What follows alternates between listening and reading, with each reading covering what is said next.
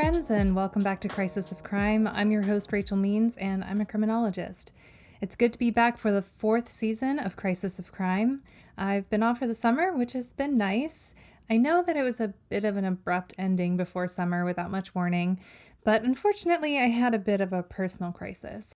My husband and I have been trying to start a family for a while, and things weren't exactly going as planned. Long story short, I was told by my doctors that I, unfortunately, like many other people out there, have fertility issues. So naturally, as you'd assume, it was quite a shock because you never really expect it to be you. So the news really threw me for a loop.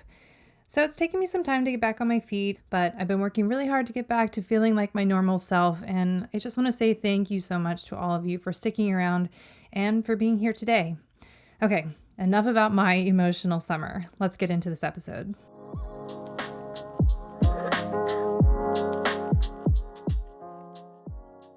The FBI released the crime statistics for 2020, and we have to talk about it. You would think with the pandemic and everyone being indoors that crime should have dropped across the board, right? Well, in some categories, such as property crime, it did. Property crimes fell by around 7.8%.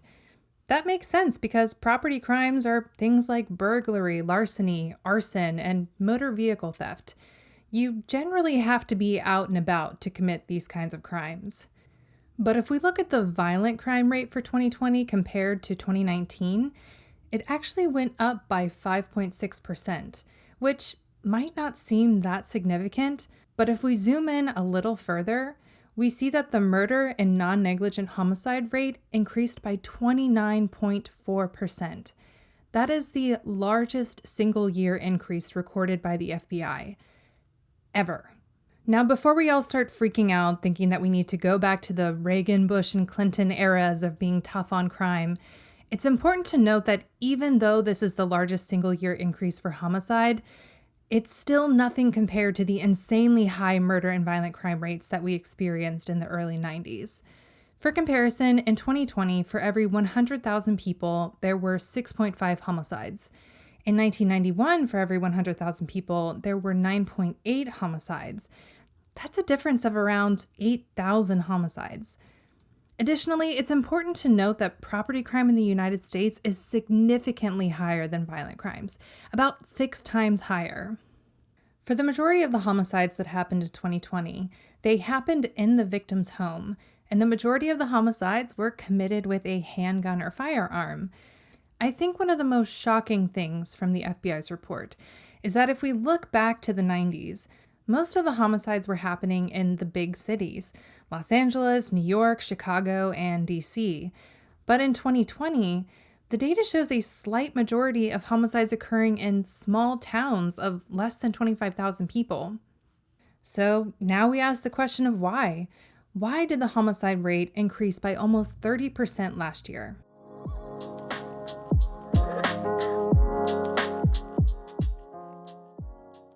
Right off the bat, I think the pandemic is probably what comes to everyone's mind first. We were all cooped up in our houses, possibly going stir crazy, but the reality is that some people likely hit their breaking points with the stress of the pandemic, the stress of not being able to leave their houses, the stress of losing loved ones or worrying about losing them, the stress of an unhealthy relationship that you are now physically unable to get out of, and more. The FBI's report doesn't go into details of why there was an increase in homicides, but researchers are contributing it to the pandemic and the political climate after the murder of George Floyd. Researchers at Florida State University suggested that perhaps the pandemic was increasing the likelihood of murder-suicides because of the psychological stress of the pandemic, which is possible, but according to the CDC, suicides actually fell by 5.6% from 2019 to 2020.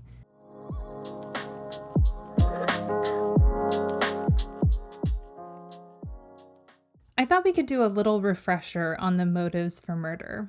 You may remember me talking about the 4 L's of murder motives in a previous podcast of mine. If not, you're in luck because we're going to go through them right now. The 4 L's of murder motives are love, lust, loathing, and loot. The love motive is driven by actual love for the other person. An example of this would be an assisted suicide of a loved one who is suffering with a terminal illness.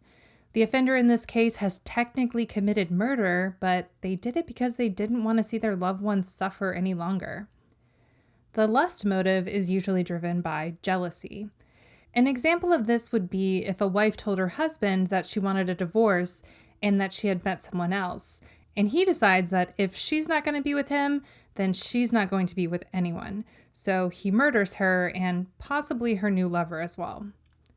The loathing motive is driven by hatred of another person. An example of this would be if a person commits a hate crime by murdering somebody because of their lifestyle, such as being a member of the LGBTQ+ community. Lastly, the loot motive is driven by greed. An example of this would be a wife hiring a contract killer to murder her husband so that she can collect the insurance money.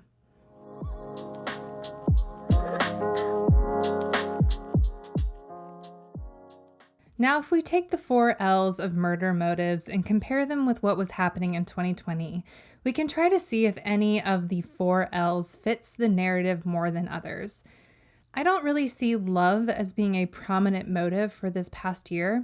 It already accounts for a smaller number of murders compared to the other motives, but on top of that, most people were terminally ill with COVID this past year and died alone in the hospitals without any type of assisted suicide. Unfortunately, the COVID virus did that all on its own. Lust is a possible motive, but it's difficult to say since the majority of people were not able to socialize this past year. Although, since the majority of homicides did happen in smaller towns where people were less likely to be as strict with quarantine measures, it is possible that some of the murders in 2020 were driven by lust. Loot, once again, could be a motive for 2020, and likely was for some, as there always seems to be a steady stream of people murdering others for insurance money or committing arson for the insurance money. But I don't think it's the reason for this 30% increase in homicides. It's likely just to remain steady throughout, though. But for 2020, if I had to put my money on one of the motives, I would put it on loathing. If we start to piece together the puzzle of the stress of the pandemic and the quarantining and the financial struggles and the lack of resources and the fact that the majority of the homicides took place in the victim's home, we start to see a picture of toxic relationships getting to their breaking point and ending in a homicide. Think about it. If someone is in a relationship and living with a person who abuses them and they are now stuck indoors with this person around the clock, it's just a matter of time until things escalate. Researchers also mention the political climate after the death of George Floyd. To say that we're a nation divided is an understatement. And when people have strong disagreements with each other that escalate, it can often end in violence. So much tension was building throughout 2020, with the murders by police officers, the protests, the counter-protests, the fact that it was an election year, and the events leading up to the Capitol riot last January. So let's bring this all back around and try to figure out what criminological theories best explain why the homicide rate went up. Hopefully, as you've been listening along, you've been thinking about what theories best explain this increase. So let's see what we've got.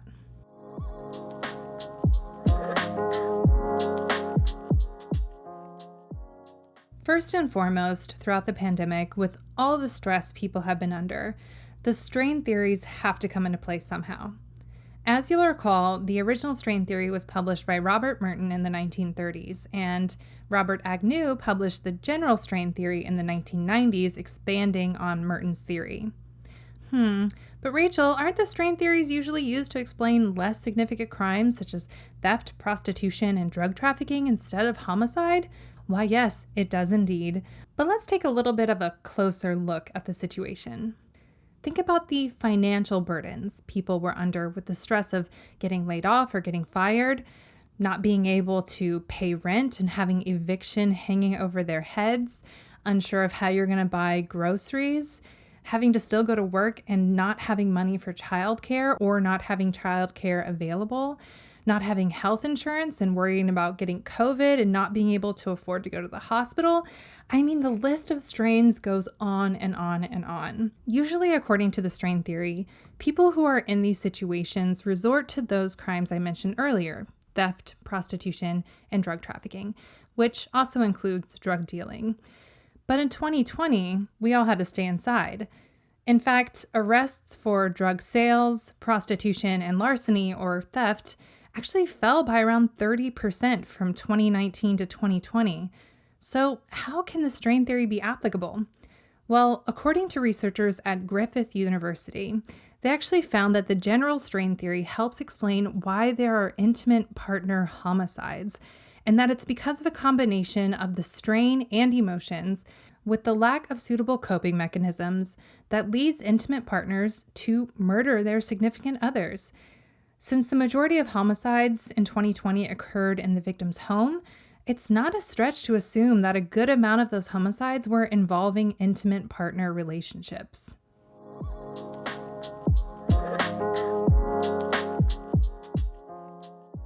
Another theory that helps explain the increase in homicides in 2020 is the social bond theory, published by Travis Hershey in 1969. As you recall, the social bond theory suggests that everyone has bonds with society that prevent us from engaging in criminal behavior, but when those bonds weaken or break, deviant and criminal behavior breaks through. Hershey lays out 4 basic elements of these bonds, which include attachment, commitment, involvement in conventional versus deviant or criminal activities, and the common value system.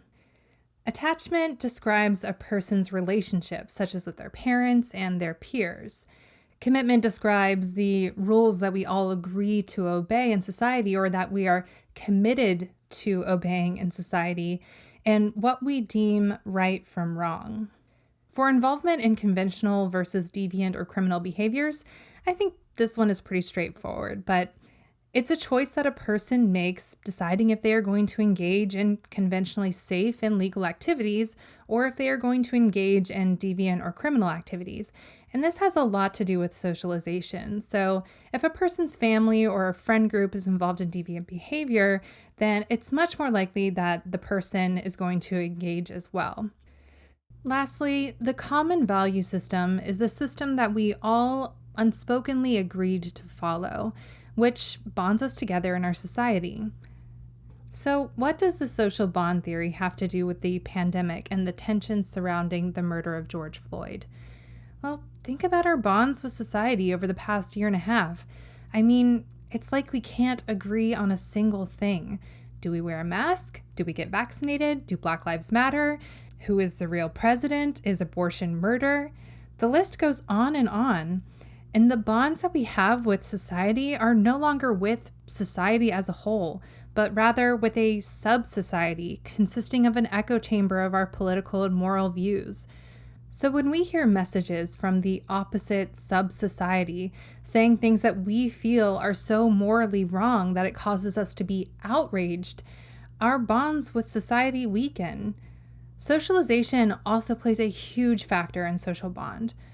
With the era of Donald Trump, a lot of people were no longer afraid to share their views, no matter how extreme or damaging they were. This caused a lot of people to genuinely hate each other. I mean, families have been torn apart because of it.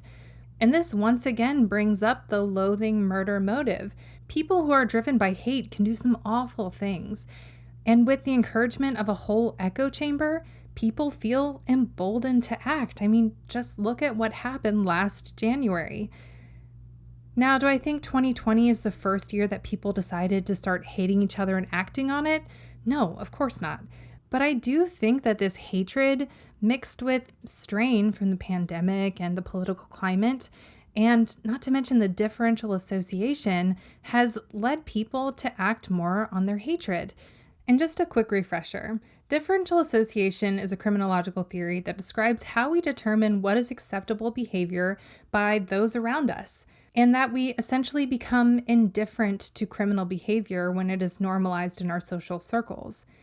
It's unclear of whether or not differential association extends to social circles on social media, since when this theory was written, the internet wasn't even a thing. But if it turns out that it is, just think about how influential social media can be, not to mention all the inflammatory and misleading information that is out there and the effect that it has on people.